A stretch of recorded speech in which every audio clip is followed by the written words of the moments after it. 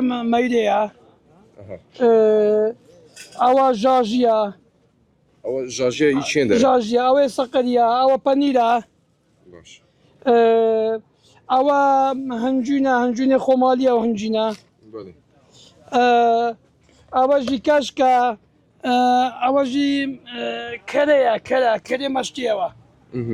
أو ما بس ما صافي كده بله بو چه بکارتیدن؟ أو بو مثلا بو جاس سواری بو همون شیوا خاصا مثلا هیل چی ببکه هیلک بو هیل چی کلی خوشه باشه جاجی چند نوعی هیا؟ جاجی شوازی درست کردین؟ شوازی درست کردن جاجی بخوی جاجی دو نوع لور و شیرجه لور و شیرجه که لور و شیرجه تک حل کرد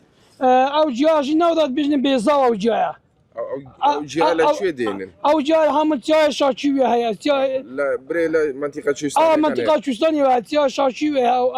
او جاي تاما جيل خوش هاي ما مستام حتى ولا تاما ده همينيتن باشه بس کی اون بو بک اویان چون درست دکرتن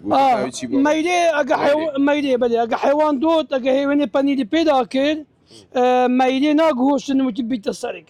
مایده اذا نص آگری ده کلیتن لور پنیری پیگو کلن وجه کلی زانج ده خالی کن ده کنه توی کشی بلادان نصر او تانی ده بیت قالب ده بیت مایده فستیوالاجی مثلا بین کنوا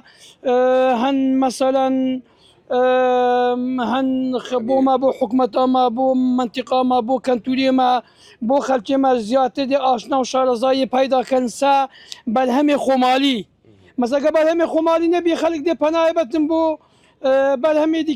دیگه جه همو مواد حافظه و دیده همو خرابه همو خمالی نیه همو صحی نیه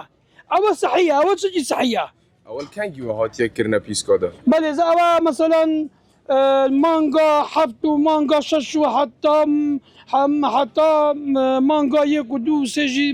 دمینیتن. عادة سو وقت يقدر دهندريتن او لا صارت كرا وكان دادن ري لما تيجي تشيستان كان دفارز حتى مثلا دبي الدنيا صار بالتشيستان بيتن كانوا كجهات هيلن وكيس تحصيلين حظك حتى بهاري بلاد بيستا بيتن. باشه پیشوازی خلق لهم برهم اسبيانيا شونا زوري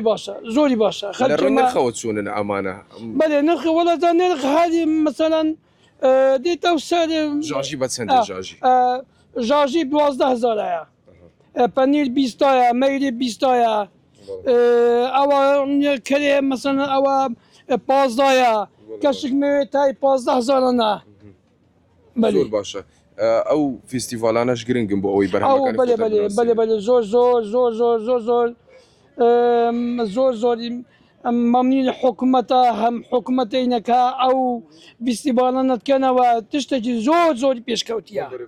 زور بيشكوتيا حكومتها الحمد لله وكاليا ماتكتن محمو امكانيات جوا فيستيفال ابو ماتكتو ما بانكش كتو مساعده ماتكنو تشتجي زوري بيشكوتيا زور